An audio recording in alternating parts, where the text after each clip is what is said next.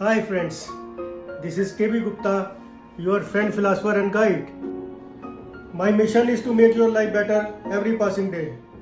आप इस बात से तो एग्री करेंगे कि कोई भी इंसान किसी काम को करने के लिए तभी एग्री होता है जब उसके लिए वो मोटिवेटेड हो। इसीलिए सभी ऑर्गेनाइजेशंस अपने कर्मचारियों को मोटिवेट करने के लिए तरह तरह के काम करती रहती हैं, जिनमें rewards and recognition, promotion, prizes इत्यादि शामिल हैं। इतना ही नहीं, ऑर्गेनाइजेशंस अपने एम्प्लॉइज़ को मोटिवेशनल ट्रेनिंग्स भी दिलवाती हैं। पूरे विश्व में हजारों मोटिवेशनल गुरुज, कोच और स्पीकर्स हैं, जिनमें से एक मैं भी हूँ। देखा जाए तो मोटिवेशन अपने आप में एक हजारों करोड़ रुपए की एक इंडस्ट्री है। क्या कभी किसी ने सोचा है कि ये कितना सक्सेसफुल और परमानेंट है?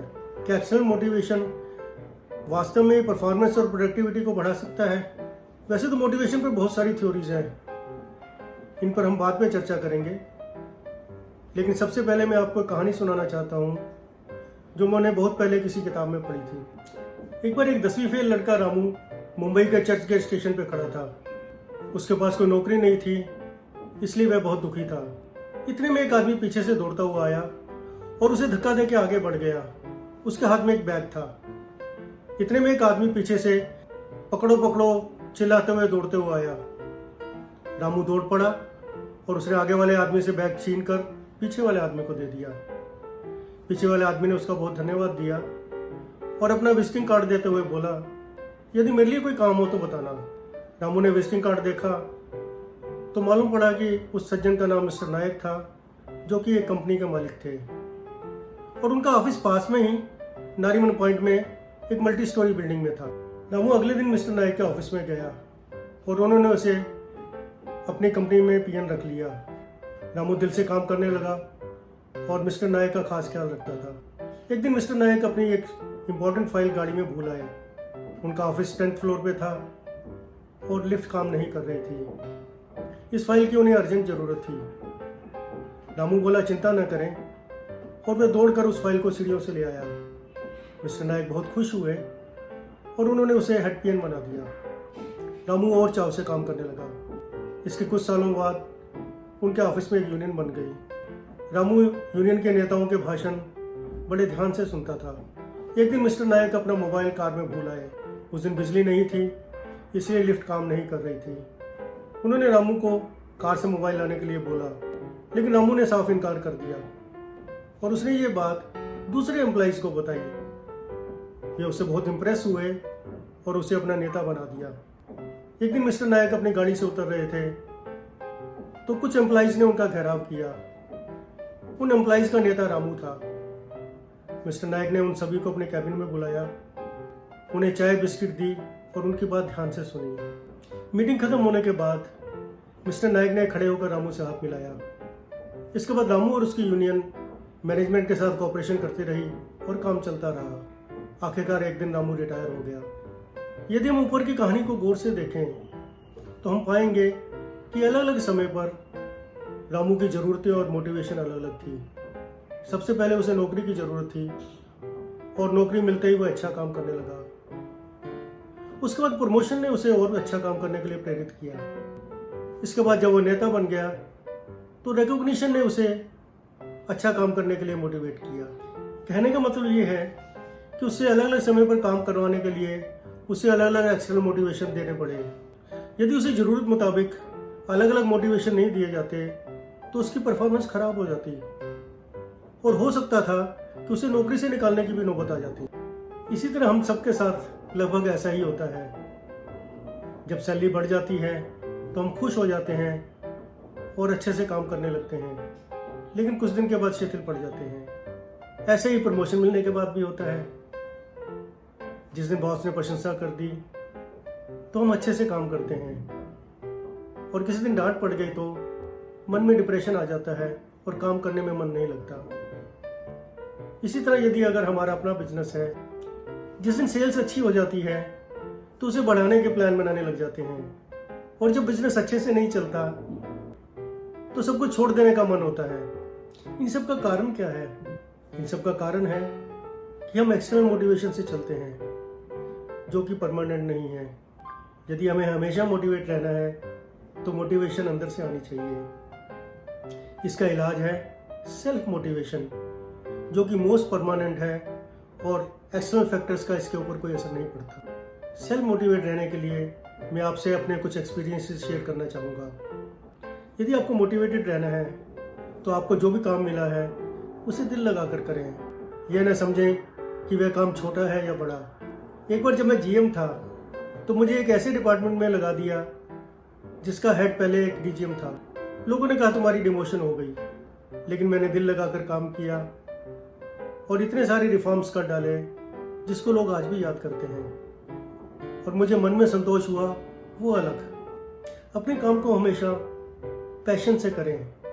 एक बार जब मैं बहुत अच्छी पोजीशन पे था तो एक दिन मेरे पिताजी ने मुझे अपने पास बुलाया और मुझे कहने लगे, तुम अपने इस काम को कितना एंजॉय कर रहे हो? मैंने कहा वेरी मच। फिर वे पूछने लगे कि इससे पहले जिस पोजीशन पे थे उस पर अपने काम को कितना एंजॉय करते थे। बाई चांस वो पोजीशन भी काफ़ी अच्छी थी। मैंने कहा बहुत ज़्यादा। इसके बाद वो कहने लगे कि जब तुम फलां पोजीशन पे थे और तुम्हें साइडलाइन कर दिया गया था, उसको कितना एंजॉय कर रहे थे? मैंने कहा उसको भी मैं बहुत एंजॉय कर रहा था। उन्होंने बोला, तुम इसका कारण जानते हो? मैं उनके मुंह की तरफ देखने लगा। उन्होंने कहा कि तुम अपनी सब पोजीशन को इसलिए एंजॉय करते हो क्योंकि तुम पैशन से काम करते हो। मैं आपको भैया बता दूं, मेरे पिताजी बहुत लर्नड और हाईली एजुकेटेड आदमी थे और एक बहुत अच्छी पोस्ट से रिटायर हुए थे। कभी भी किसी की प्रशंसा या क्रिटिसिज्म से प्रभावित ना हो। यदि आप दूसरों के ओपिनियन पर डिपेंडेंट रहेंगे तो कभी भी अच्छा काम नहीं कर पाएंगे। एक बार जब मैं फैसिलिटी मैनेजमेंट का इंचार्ज था तो एक ब्लॉग वाले मेरा इंटरव्यू लेने के लिए आए। या मुझे कहने लगे, फैसिलिटी मैनेजमेंट तो एक थैंकलेस काम है। जब आप अच्छा काम करते हैं तो कोई अप्रिशिएट नहीं करता, लेकिन थोड़ा सा खराब होने पे सब लोग बुराई करने लग जाते हैं। मैंने उनसे कहा, मुझे अपना काम करने की सैलरी मिलती है, उसे ठीक से करने के लिए लोग मेरी प्रशंसा क्यों करें? यदि कोई आदमी मेरी क्रिटिसिज्म करता है तो मुझे वो अच्छा काम करने के लिए अपॉर्चुनिटी दे रहा है। फिर मैंने उन्हें चैलेंज किया कि आप मेरी इस 9 मंजिला बिल्डिंग में किसी भी जगह पर फर्श पर पड़ा हुआ एक छोटा सा कागज का टुकड़ा भी दिखाएं। फिर मैंने उन्हें बताया कि मेरे सीईओ ने ग्लोबल टाउन हॉल में मेरी प्रशंसा की थी। आप अपनी छोटी छोटी सक्सेस की खुशियां मनाना सीखिए। इससे न केवल आपका मन प्रफुल्लित रहेगा बल्कि आपको बड़ी अचीवमेंट्स करने के लिए मोटिवेशन मिलेगा। एक बार मैं चंडीगढ़ में पोस्टेड था। मैं एक 3 मंजिले मकान में रहता था। ग्राउंड फ्लोर पे मेरा लैंडलॉर्ड रहता था, फर्स्ट फ्लोर पे मैं रहता था और सेकंड फ्लोर पे एक नए किराएदार आए थे। उन्हीं दिनों मेरा प्रमोशन मैनेजर से सीनियर मैनेजर हुआ था, इसलिए बहुत से लोग घर पर बधाई देने के लिए आते थे। एक दिन जब मैं किसी मेहमान को छोड़ने के लिए नीचे गया तो ऊपर वाले सज्जन मुझे मिल गए। मुझे कहने लगे कि लगता है कि आप बहुत सोशल हैं, इसलिए बहुत से लोग आपके घर पर आते हैं।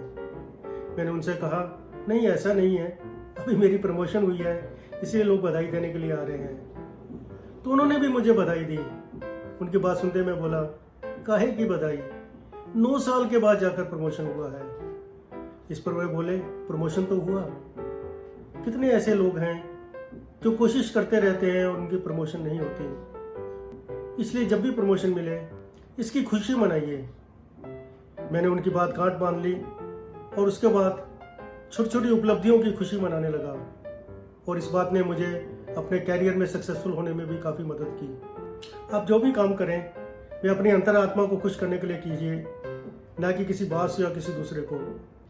यदि आपकी अंतरात्मा आपकी प्रशंसा करेगी तो आप हमेशा मोटिवेटेड रहेंगे। इसलिए मैं हमेशा कहता हूँ कि मैं केवल एक आदमी को खुश करने के लिए काम करता हूँ और उस आदमी का नाम है केबी गुप्ता। इसलिए मुझे किसी और से मोटिवेशन लेने की ज़रूरत नहीं रहती। आप सेल्फ मोटिवेटेड रहना सीख लीजिए। इससे आपको 2 लाभ होंगे। एक तो आप हमेशा खुश रहेंगे और दूसरे आप अच्छा काम करेंगे। फिर आपको सक्सेसफुल होने से कोई नहीं रोक सकता। Hope you like this video. If yes, then press like and share button and subscribe to my channel. Please don't forget to press bell icon to know about my upcoming videos. I release a video every Friday and 2 short stories on Monday and Wednesday at 8 p.m. Hope you are enjoying my videos and stories. This was your host KB Gupta on KB Gupta Live.